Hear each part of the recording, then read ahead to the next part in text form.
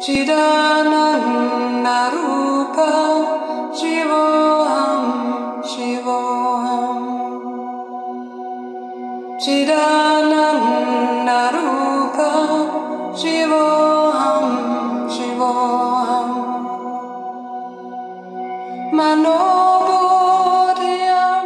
Alors que les bénédictions soient Aya Namasté, chers toutes, chers tous, que la lumière engendre toujours la lumière et éternellement la lumière. On m'appelle Sri Joseph Awandino, je suis instructeur spirituel, je suis métaphysicien, je suis dignitaire authentique de la tradition hérétique. Je suis l'animateur de cette noble chaîne de connaissances métaphysiques, de dispensation de la connaissance spirituelle authentique. Voilà, dans une version métaphysique. Cette chaîne intitulée Joseph Awandino. Donc, je vous demande de vous abonner, les nouveaux, abonnez-vous. Et tous ceux qui suivez cette vidéo, vous qui suivez cette vidéo, likez la vidéo, partagez la vidéo, posez vos commentaires et tout. Alors, hier nous avons commencé par aborder un thème très sensible. Le thème s'intitulait éviter le culte des ancêtres ou le culte des mâles des ancêtres. Maintenant, aujourd'hui, nous allons continuer, mais le thème d'aujourd'hui s'intitule le culte des mâles ancestrales, source d'éveil et d'épanouissement. Le culte des mâles ancestrales, source d'éveil et d'épanouissement. Alors, je vous ai expliqué ce que c'est que l'homme et je vous ai donné les 3 dimensions de l'homme. Et ce que je m'avais dit d'abord, comme je vous l'ai dit, l'homme en tant qu'être spirituel immortel est reparti en 3 grandes dimensions: la dimension de l'esprit, la dimension de l'âme et la dimension de la force vitale. Et lorsque nous prenons la force vitale, en fait, c'est la force vitale, dans la Bible des chrétiens, est représentée symboliquement par le serpent. Le serpent. Mais au-delà de ça, c'est la force vitale qui, en fait, les 7 corps ne sont que expression de la force vitale. Les 7 corps sont l'expression ou les 7 niveaux d'expression de la force vitale. Premier niveau. Deuxième niveau, les 7 corps est le principe équilibre entre l'esprit et l'âme. Les 7 corps ne sont que la représentation symbolique de Sushumna, c'est-à-dire de l'équilibre. Troisième niveau, il existe 3 groupes de corps.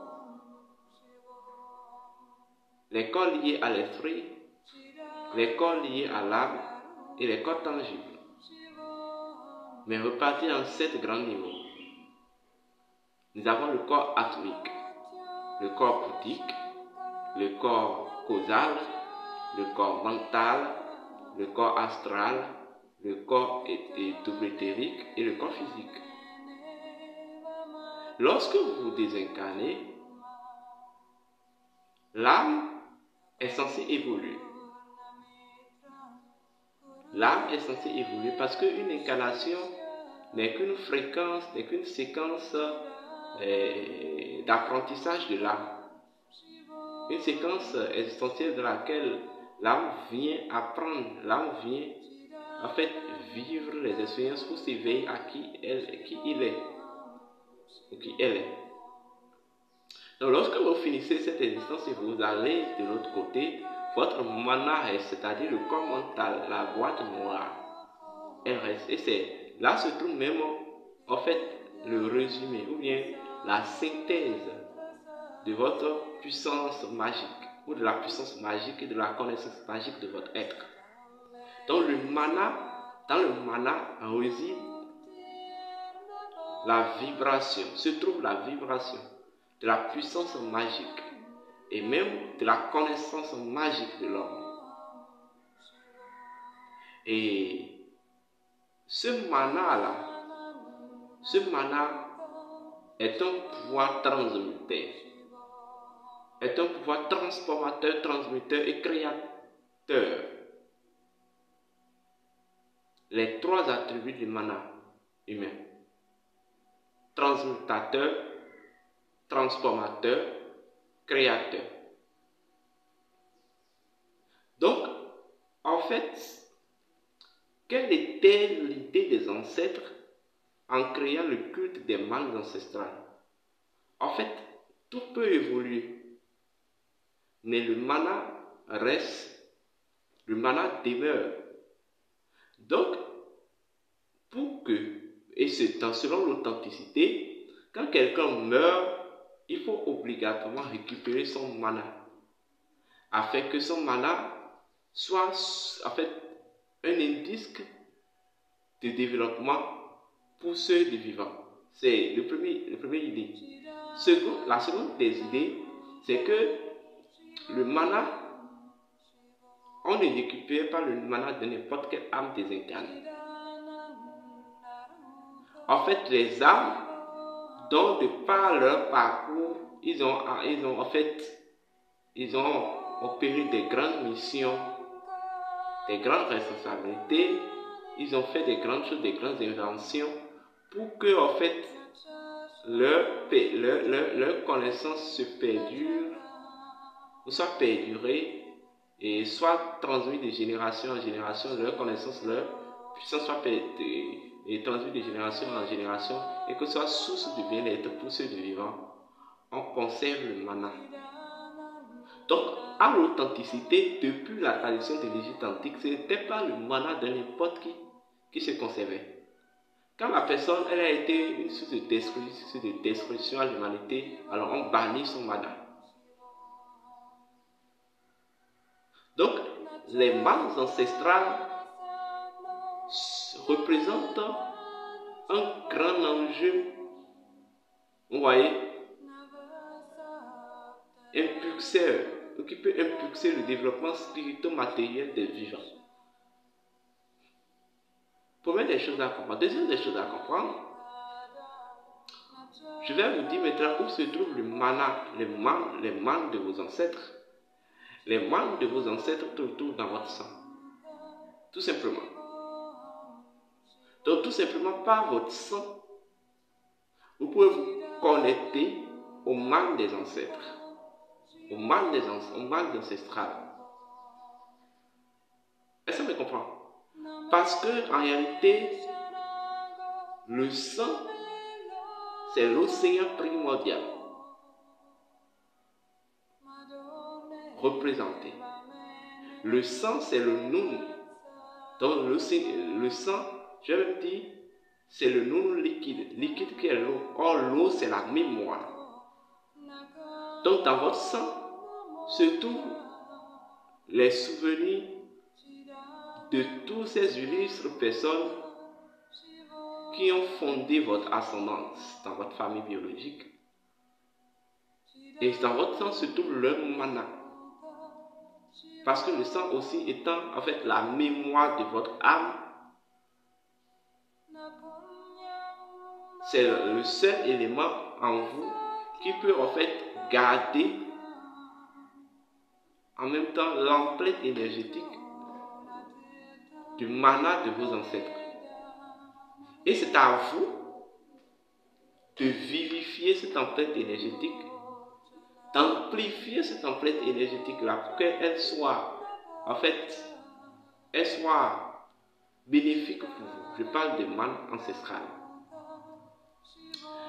Et en ce qui concerne le culte des manes ancestrales, en fait, c'est un ensemble de techniques métaphysiques et animistes. Je vais dire carrément des animistes, parce que quand on parle de l'animisme, c'est ce que j'appelle la métaphysique universelle ou la métaphysique de la nature. Donc, l'animisme, je vais dire, le culte est un ensemble de pratiques animistes, un ensemble de techniques animistes qui permet de mettre en relation, qui permet d'établir et d'amplifier une relation entre les énergies de l'invisible et les énergies du visible. C'est ce qu'on appelle un culte. Un culte permet en quelque sorte l'opérationnalisation d'une énergie de l'invisible dans le visible et d'une énergie du visible dans l'invisible. Donc quand on parle du culte des ancêtres, c'est un protocole d'accord. Le culte des mânes des ancêtres, excusez-moi, c'est un protocole d'accord qui doit en réalité vous aider à faire interagir l'énergie des mânes de vos ancêtres dans notre monde physique, mais dans votre existence, et en fait à reconnecter toute votre existence et le qui vous êtes à ces mânes ancestrales. C'est ce que c'est que le culte des ancêtres. Et en réalité, c'est une pratique qui en fait est transversale. Ça répond à la loi de la transversalité. Donc c'est une pratique universelle. Vous voyez, c'est une pratique universelle. Ce que je m'en vais vous dire est que même dans la Bible des chrétiens, il est dit, tu obéis à ton père et ta mère et tes jours seront longs sur la terre. En fait, le père et la mère, on n'a pas dit, en fait, la Bible n'a pas précisé s'il faut obéir au père et la mère vivants ou lorsqu'ils sont morts, il faut les obéir. Cela veut dire quoi? Quel que soit où ils soient, quel que soit leur état, il faut les obéir. Cela veut dire vous devez honorer votre ascendant. Donc du coup, même votre racine, même vos parents, à travers leur mana, et le culte des mânes ancestrales s'inscrivent dans cette idée-là. Les mânes ancestrales sont la pointe source d'inspiration aux âmes vivantes, aux âmes qui sont encore en incarnation. Donc la première, en fait, le pourquoi les ancêtres ont véritablement instauré ce culte, c'est pour qu'elles soient source, c'est-à-dire les mânes ancestrales soient source d'inspiration pour ceux du vivant. Parce qu'en réalité, le mana d'une chose est transversal, c'est universel, c'est transcendant, c'est intemporel. Ça veut dire quoi? Le mana connaît le passé, le présent et le futur. Donc, le mana prédomine même sur l'âme et sur les expériences de l'âme. Donc, le mana d'un ancêtre peut nous aider à se développer.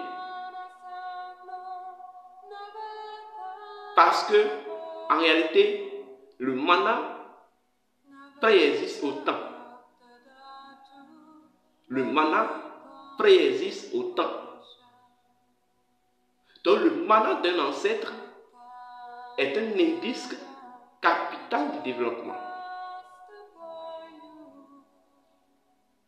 Est-ce que vous comprenez? Ici, dans la tradition sud-Adjatado, on appelle ça les assins. Surtout qu'aujourd'hui, cette pratique a perdu un tout petit peu son authenticité et on érige le assin de toutes les âmes. Selon l'authenticité, ce n'est pas le assin de toutes les âmes qui s'érigeait.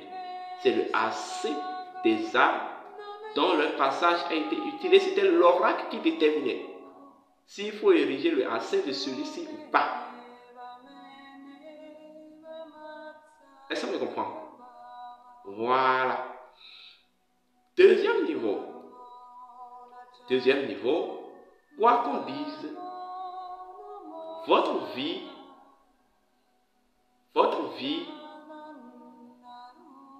d'abord, en tant qu'une âme issue d'une famille, votre vie n'est que, je vais même dire, une perpétuation du culte des mânes ancestrales. Voilà même le pourquoi un être humain en incarnation doit obligatoirement rester en harmonie avec les mânes de ses ancêtres. Et là-haut, vous ne pouvez même pas vous situer, vous désharmoniser. des mânes de vos ancêtres et que c'est des mânes, donc c'est l'ensemble des manas des ancêtres, ce qui forme un égrégore manasique. Voilà, un égrégore manasique. Je vais m'en arrêter là, le temps qui nous est imparti tire à sa source, voilà, tire à sa fin plutôt. Et nous allons revenir dans les prochaines capsules pour poursuivre. Que les bénédictions soient.